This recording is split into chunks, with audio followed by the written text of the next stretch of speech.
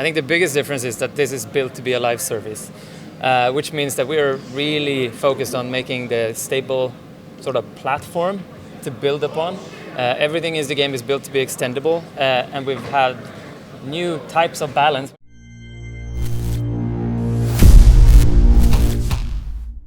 Hello world, this is BFNations, I'm Crafter, and we're proud to have David Sirland with us today.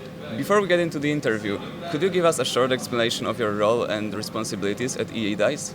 Sure. Hey, I'm David Sirland. I'm the multiplayer producer. What that means is I am responsible for the end quality towards players, sort of knowing what you guys want, when you want it, what's most important, and the quality of that. And then I lead the team and prioritize what we're doing and what we're not doing. So if something's not in the game that you really want, it's my fault. Sorry. All right. We're here in Stockholm at the Battlefield 5 launch event, 6 days away, or actually 5 today, from the release in the early access. How do you feel, from your perspective, Battlefield 5 launch is different from the previous games? I think the biggest difference is that this is built to be a live service, which means that we are really focused on making the stable sort of platform to build upon.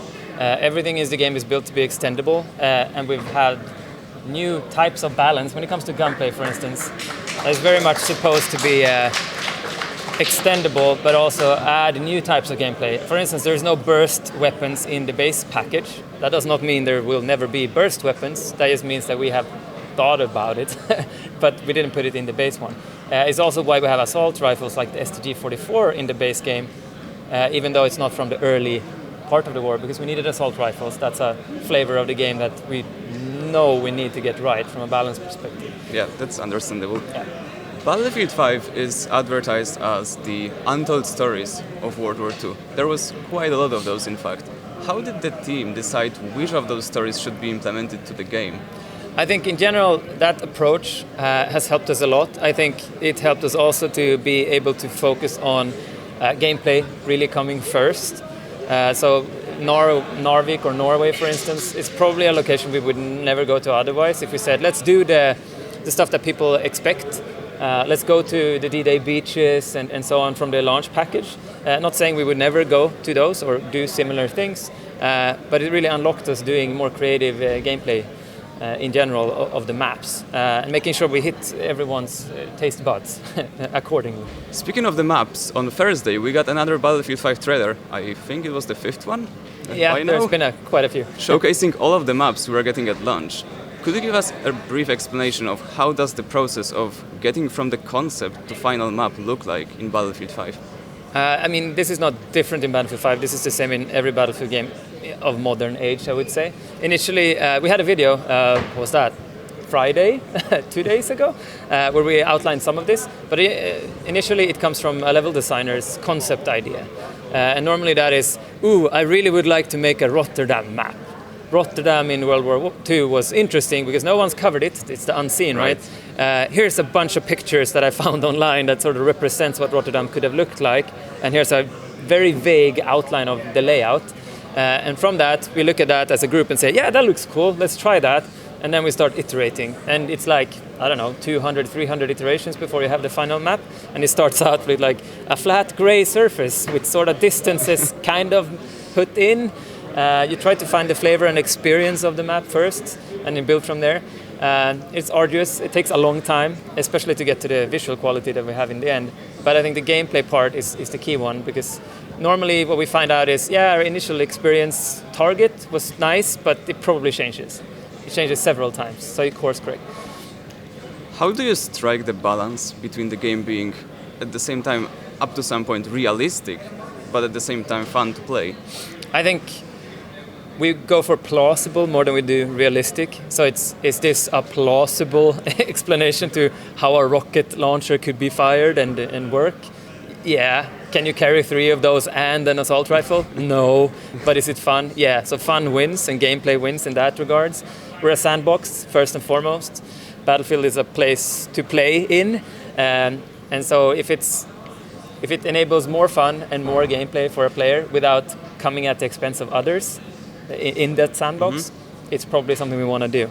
So I think that's ruling more than it being realistic. We want to set it in a realistic setting and have sort of a realistic tone, but fun wins every day.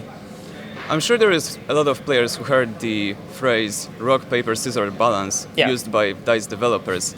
Could you give us a brief explanation of what this actually means and how it affects Battlefield development? I think it is a very nice, easy to understand sort of balancing term. It doesn't mean that we always have three parts in balancing, but it means that there's always something that counters the thing you are using and what it is good at.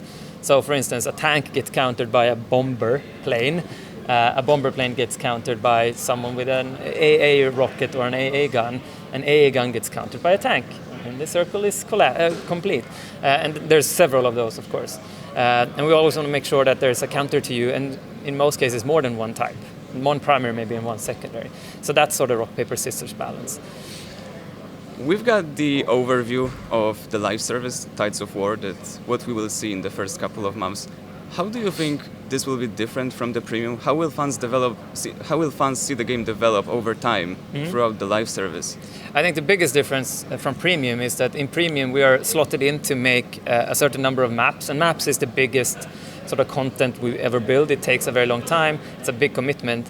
And when we say up front that, hey, we're going to do 4 of them in this time frame, that means some of them are going to suffer. Okay, it's a map, but it's not, the highest, most interesting map ever built. You've probably seen that in previous incarnations, because we have to finish them. In this setup, we can look for the most interesting gameplay experience. We can do longer term things, we can do much shorter term things as well, and we can change over time. We could have a launch map change to become something else, or have a version of itself that is different.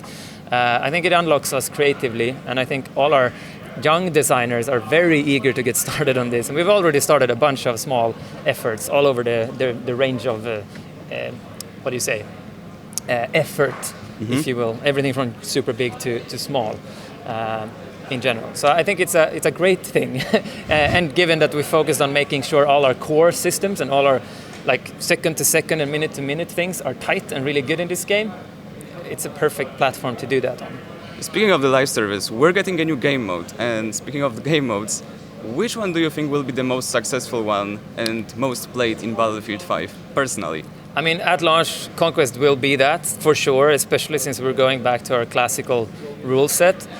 I think over time, give it maybe a year or so, there might be other modes that take the crown if we do our job right.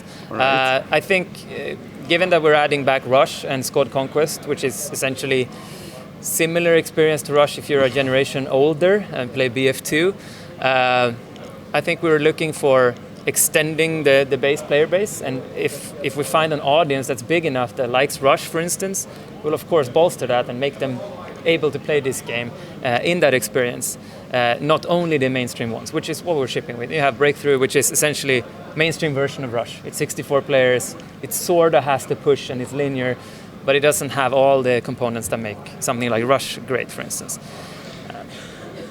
Battlefield is getting Royale mode called Firestorm. How would you describe Firestorm being different from the competition such as PUBG or the new Blackout mode in the new Call of Duty Black Ops 4?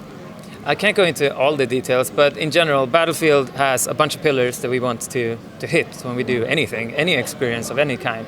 And one of them being destruction. And in this game, including bullet penetration, destruction, construction in terms of fortifications, terrain deformation with craters, all of that. That's one big thing, of course. And then vehicles and team play in our class-based way. I think all of those combined will make this unique for sure in the marketplace. I don't think anyone else is doing that.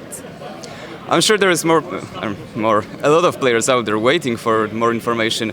When can we expect to hear something more about Firestorm from DICE? Well, when we get closer to that March window of the Chapter 3 place, the more information will come out. If you look at the roadmap now, we're talking extensively about Firestorm, which is the next chapter. Expect that to be the case when we get a month closer to March, for instance. That we talk in detail about what that is, show off stuff. Who knows, maybe there's a way to play this before it's launched. All right, I got one last question for you. Is there anyone at EA DICE from your colleagues that you would like us to see talk to next? Depends on what you're interested in. Battlefield 5. Just in general, you should talk to Florian, for instance, our core designer. He's been doing extensive work on the soldier movement and the gunplay and all the nitty-gritty stuff. If you're interested in that, talk to him. If you're interested in the big picture, talk to Daniel Berlin. He's the franchise design director. If you're interested in Tides of War, talk to Ryan MacArthur. All right, so yeah, we're gonna get to it. We're gonna set up interviews with them. As for you guys, thank you for watching. I hope you guys enjoyed. Thank you for joining us today. Of course. Stay tuned for more interviews from BFNations. This was Crafter for BFNations with David Sirland, and we see you guys on the battlefield.